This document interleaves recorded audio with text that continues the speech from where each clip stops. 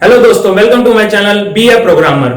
आज हम बात करेंगे नॉन प्रिमिटिव डेटा टाइप्स के बारे में। जैसे कि हमने पिछले वीडियोस में देखा प्रिमिटिव डेटा टाइप्स के बारे में और उनकी टाइप्स देखी कौन कौन सी होती है, इंटीजर होता है, फ्लोट होता है। तो हम आज ऐसे ही इस वीडियो में देखेंगे नॉन प्रिमिटिव डेटा टाइप के बारे में, जिसको हम डिराइव्ड डेटा टाइप भी कहते हैं। आज हम एरे के बारे में बात करेंगे, स्ट्रक्चर के बारे में बात करेंगे, यूनियन के बारे में बात करेंगे, पॉइंटर्स के बारे में बात करेंगे। लेक्चर शुरू होने से पहले हमारे वीडियो को लाइक कर दें और हमारे चैनल को सब्सक्राइब कर दें, बेल आइकन जरूर दबाएं। तो चलिए इस वीडियो को शुरू करते हैं। अब what is a non primitive data type? ये होते क्या है? नॉन प्रिमिटिव डेटा टाइप होते क्या है, इनका मतलब क्या है? इसे डिराइव्ड डेटा टाइप भी कहते हैं। अब इसमें क्या क्या आता है? इसमें आते हैं स्ट्रक्चर, यूनियन, एरेज, हमारे पॉइंटर्स। ठीक है, तो चलिए देखते हैं इन सबको एक एक करके।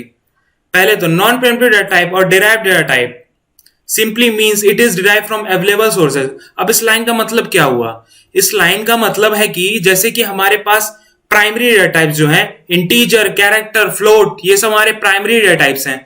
हमने लास्ट वीडियो में देखा था, जो कि आप ऊपर लिंक से इस वीडियो को देख सकते हैं क्लिक करके। जैसे नॉन प्रिमिटिव डेटा टाइप को डिराइव्ड डेटा टाइप भी कहते हैं। डिराइव का मतलब क्या हुआ? ये कोई अवेलेबल सोर्स है, उससे बनाया गया है। इसका मतलब वही है डिराइव, जैसे कि नेम हमारा बताता है, इसी का मतलब है डिराइव डेटा टाइप। मतलब ये किसी सोर्सेस से, जैसे प्राइमरी सोर्सेस हमारे इंटीजर, कैरेक्टर, फ्लोट, इन सब से कोई आगे बनाया जाए, मतलब कोई डेटा टाइप बनाया जाए, उसी कहते हैं नॉन प्रिमिटिव या derive data type. When we make some more variables using these primary variable that does some specific task, ठीक है, इसका मतलब क्या हुआ कि वो जो डेटा टाइप बनेंगे डिराइव्ड डेटा टाइप, वो कोई स्पेसिफिक टास्क करेंगे, वो किसी यूज आएंगे, वो किसी अलग प्राइमरी से बढ़ के कुछ काम करेंगे, तभी उनको बनाया गया है, तभी उसे कहते हैं डिराइव्ड डेटा टाइप। ठीक है, अब हमारे नॉन प्रिमिटिव डेटा टाइप जो होते हैं वो कितने तरीके के होते हैं? वो 4 तरीके के होते हैं कुल। पहला है हमारा एरे, दूसरा है हमारा स्ट्रक्चर, तीसरा है हमारा यूनियन, चौथा है हमारा पॉइंटर। अब चलिए रिव्यू लेते हैं हर एक प्रिमिटिव डेटा टाइप का। इसे यूज कैसे करते हैं, इसे डिफाइन कैसे करते हैं। अब इसमें पहला हम देखेंगे एरे। अब एरे होता क्या, पहले डेफिनेशन देखते हैं। It is a continuous memory storage of some data type, homogeneous storage. अब इसको समझते हैं, इसका मतलब क्या? होमोजीनियस स्टोरेज का मतलब क्या हुआ? पहले सिंटैक्स क्या है? डेटा टाइप पहले लिखते हैं, फिर वेरिएबल लिखते हैं, फिर साइज लिखते हैं। चलिए इसको समझते हैं।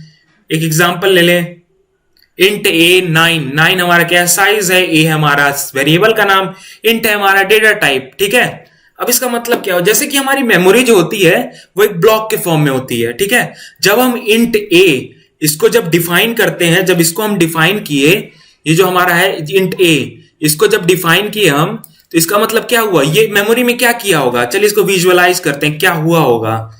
मेमोरी में हमारे ब्लॉक्स बन गए। कितने ब्लॉक्स? 9 ब्लॉक्स बने, क्योंकि साइज कितनी है? 9।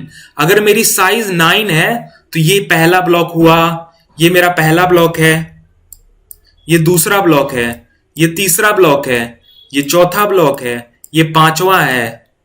ठीक है, ये 6ठा बन गया, ये 7वां बन गया, ये 8वां और ये 9वां। अब देखिए, जैसे कि मतलब ये ब्लॉक्स, जैसे मैंने बहुत गंदा लिखा, मैं जान रहा हूं, जैसे कि 1 2 3 4, ये सारे क्या है? ये साइज है। 9 क्या है? साइज है मेरा। ठीक है, 9 ब्लॉक्स बन गए हैं। अब इसका मतलब क्या? 9 ब्लॉक्स ये कैसे बने?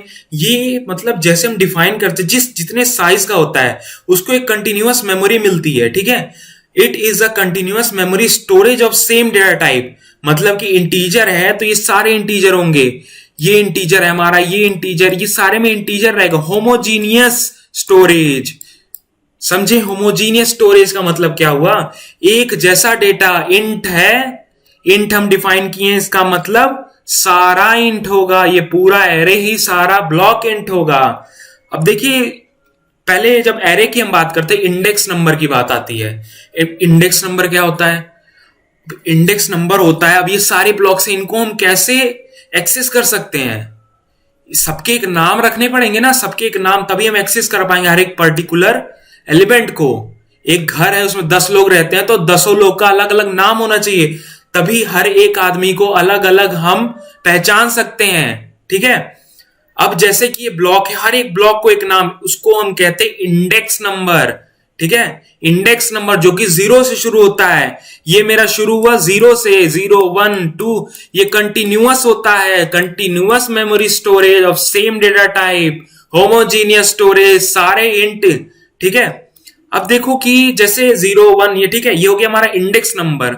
अब हमें कहा गया कि हमको ना थर्ड एलिमेंट दूसरे नंबर पे, ये जो दूसरे मतलब थर्ड एलिमेंट का मतलब क्या हुआ, 0 पहला एलिमेंट, ठीक है, ये हमारा है पहला एलिमेंट, ये हुआ हमारा दूसरा एलिमेंट। अब ये तीसरा एलिमेंट हमें एक्सेस करना है। अब तीसरा एलिमेंट का मतलब क्या हुआ, मतलब इंडेक्स नंबर जिसका दूसरा है वो हमें एक्सेस करना है, वो निकालना है मेमोरी से, कहीं प्रिंट कराना है, जो भी यूज करना है वो हमको चाहिए, एक्सेस करना है।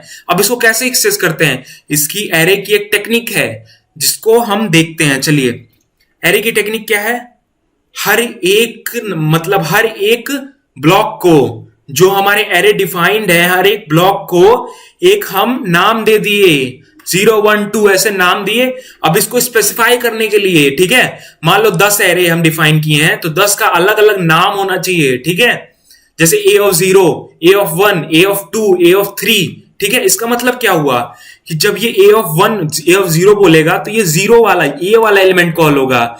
A of 8 बोलेगा तो ये वाला एलिमेंट कॉल होगा। A of 6 बोलेगा तो ये वाला एलिमेंट कॉल होगा, ठीक है। इसका मतलब ये हुआ। अब हम कहे थे कि थर्ड एलिमेंट, अब थर्ड एलिमेंट हमको कैसे मिलेगा, थर्ड एलिमेंट मतलब A of 2 हमको चाहिए, A of 2 चाहिए तो A of 2 निकाल लेगा वो मेमोरी से, ठीक है। चलिए आगे देखते हैं स्ट्रक्चर। अब स्ट्रक्चर क्या है, जैसे कि एरे हमने देखा, एरे क्या है, एरे है कि होमोजीनियस, एरे है होमोजीनियस, होमोजीनियस मेमोरी लोकेशन होता है।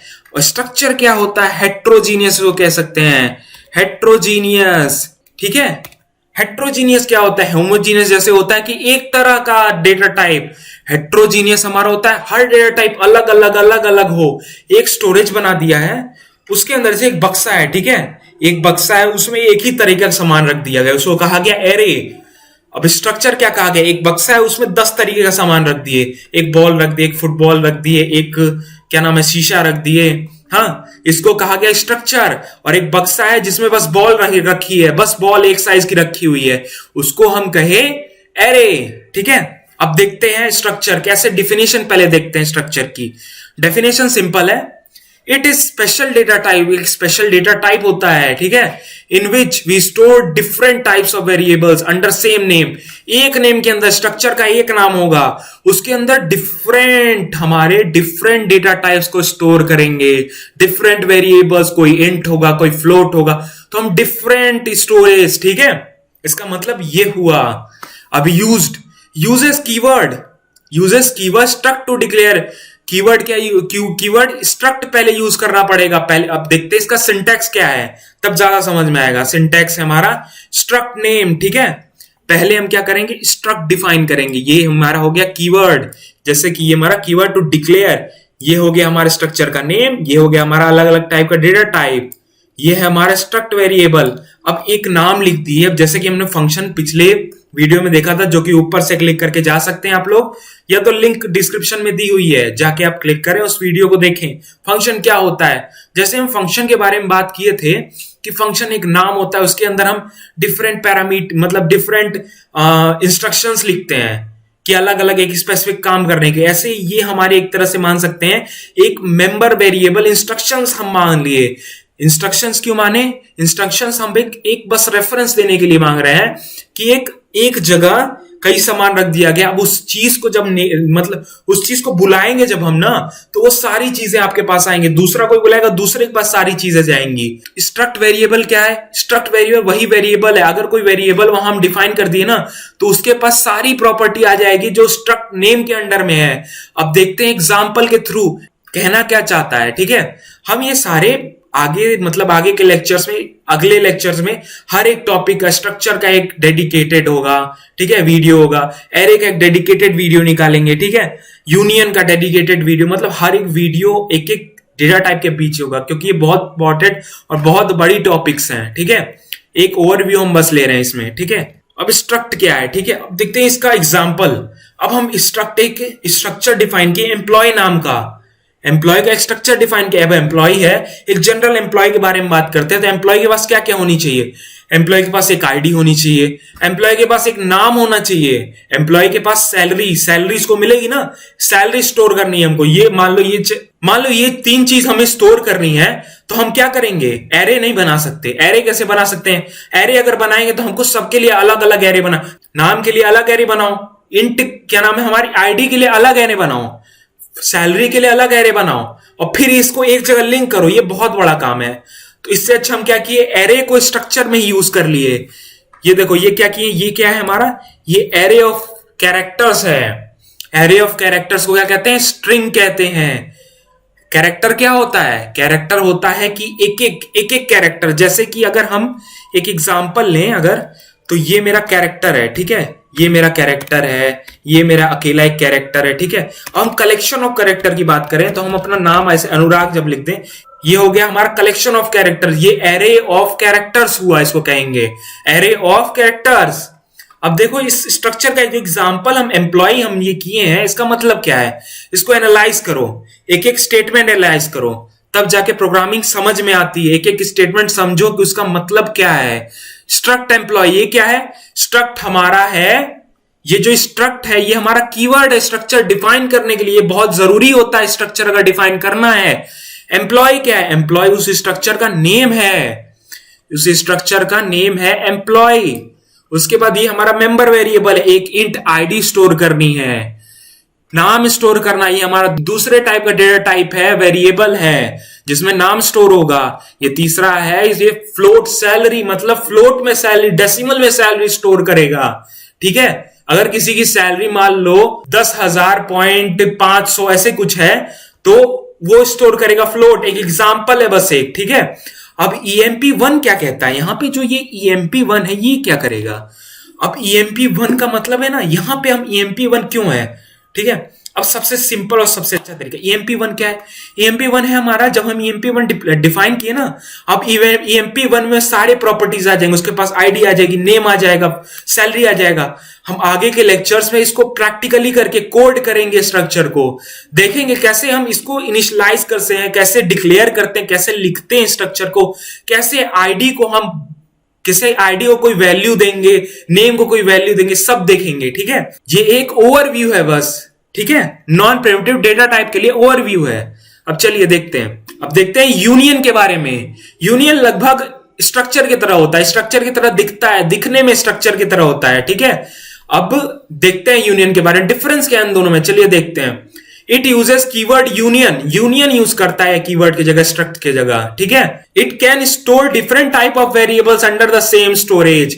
अब जैसे हम देखे थे कि स्ट्रक्चर में वो डिफरेंट टाइप के वेरिएबल सबके लिए अलग अलग जगह बनाता है। स्ट्रक्चर क्या करता है, जैसे ये मेरा एक बड़ा सा जगह है स्ट्रक्चर का, तो ये इंटीजर का जगह बनाएगा, ये कैरेक्टर का जगह बनाएगा, ये बनाएगा हमारा ये फ्लोट का मान लो, ठीक है। अगर हम यूनियन की बात करें, यूनियन अगर यहां पे मेरे पास सेम ऐसे ही बक्सा है, तो ये बस एक स्टोरेज बनाएगा। मान लो कैरेक्टर, सबसे बड़ा कैरेक्टर का एरे है 10 साइज का, 10 बाइट का हो गया, ठीक है। ये एक ही बनाएगा। अब इसी में सारा कुछ इसी में स्टोर होगा, सारा कुछ इसी में स्टोर करेगा। सारा कुछ का मतलब बस एक बार में एक ही टाइप की वेरिएबल, अगर तुम उसको इंटीजर दोगे ना, तो बस वो इंटीजर ही स्टोर करेगा। अब वो आगे कैरेक्टर नहीं उसी समय नहीं स्टोर कर सकता, बाद में तुम स्टोर करा सकते हो अगर इंटीजर का जगह कैरेक्टर। मतलब ये एक तरह से ना जेनरिक हो गया, मतलब कि जेनरिक चीज है कि अगर हमको एक वेरिएबल बनाए, एक वेरिएबल के अंदर हमको फ्लोट स्टोर करना, फ्लोट कर लिया, इंटीजर करना, इंटीजर कर लिया, कैरेक्टर करना, कैरेक्टर कर लिया, ठीक है। यूनियन का मतलब ये हुआ यूनियन। और इसकी सबसे मतलब जो यूनियन का साइज होता है, वो सबसे बड़ा जो डेटा टाइप है ना, उसका साइज होता है। अब कैरेक्टर का एक एरे बना दिया 10 साइज का, कैरेक्टर का साइज कितना होता है 1, ठीक है। टोटल कितना हो गया 10 बाइट, 10 इस यूनियन का साइज होगा 10 बाइट। चलो देखते हैं एग्जांपल के थ्रू, और एक सिंटैक्स देखते हैं पहले। तो सिंटैक्स क्या होता है, स्ट्रक्ट के जगह हम यूनियन यूज कर लिए, यूनियन नेम मेंबर, सेम वही चीज है, ठीक है। Member variable 1 variable 2। अब देखते हैं इसके एग्जांपल है यूनिट टेस्ट हम डिक्लेयर किए।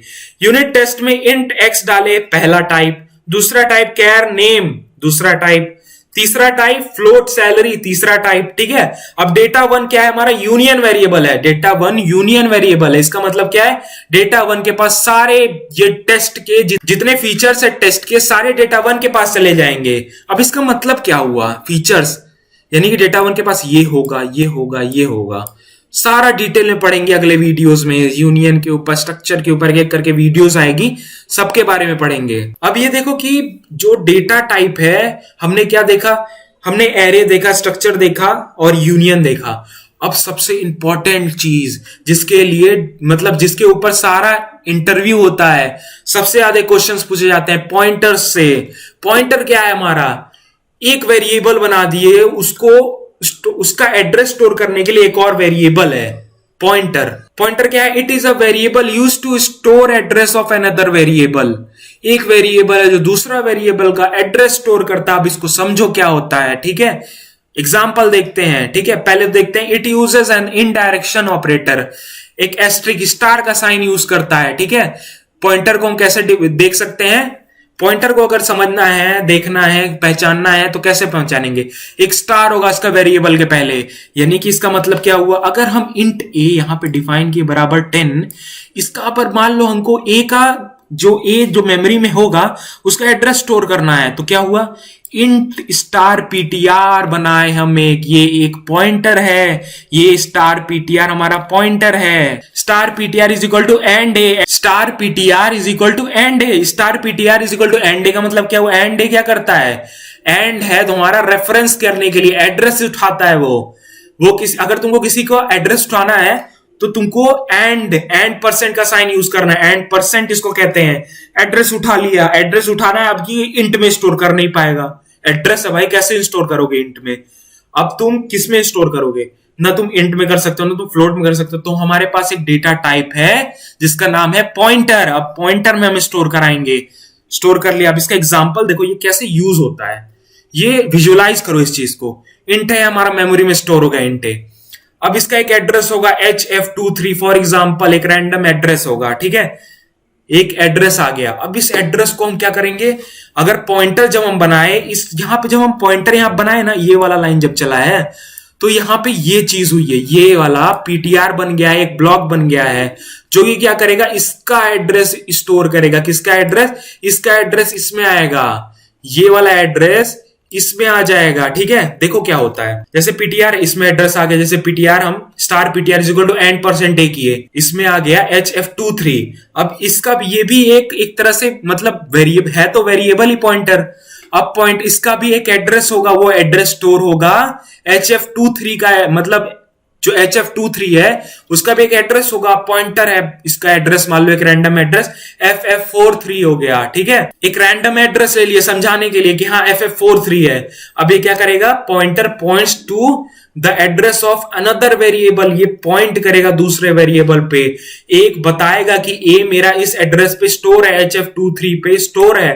अब देखो प्रिंट, अब हमको क्या करना है, प्रिंट कराना है। अगर मान लो ना हम पीटीआर बस पीटीआर लिखते हैं ना प्रिंट में, तो ये एड्रेस ऑफ ए का एड्रेस प्रिंट कर देता है। क्या करता है, अगर ये लाइन हम लिखे ना पीटीआर बस प्रिंट किए, प्रिंट एफ पीटीआर लिख दिए, ठीक है, तो इसका एड्रेस यहां से एड्रेस ये वाला एड्रेस उठा के प्रिंट कर देगा, ठीक है। और अगर इसी के जगह स्टार पीटीआर लिखे, स्टार पीटीआर क्या करेगा, point two the value, value पे पॉइंट करता है, ए की वैल्यू प्रिंट करेगा, 10 प्रिंट करेगा, 10, ठीक है। जैसे कि हमने देखा इस पूरे लेक्चर में नॉन प्रिमिटिव डेटा टाइप्स या डिराइव्ड डेटा टाइप्स के बारे में, इन्हें क्यों डिराइव्ड कहा जाता है। हमने पूरे लेक्चर में अलग अलग टाइप के डेटा टाइप्स के बारे में बात की, जैसे एरे के बारे में हमने ओवरव्यू लिया, एग्जांपल्स के साथ अच्छे से समझे हर एक चीज को। तो अगर आपको समझ में आया तो हमें फॉलो करें, हमारी वीडियो को लाइक करें, हमारे चैनल को सब्सक्राइब करें, बेल आइकन जरूर दबाएं। अगर आपको वीडियो अच्छी लगी हो तो शेयर करें दोस्तों के साथ, वीडियो पे कमेंट करें। हमारे सोशल मीडिया के अकाउंट के लिंक्स नीचे डिस्क्रिप्शन बॉक्स में है, तो वहां पे जाकर हमें फॉलो करें, क्योंकि वहां पे क्विजेस होते हैं और उसमें आप पार्ट ले सकते हैं। Thank you so much.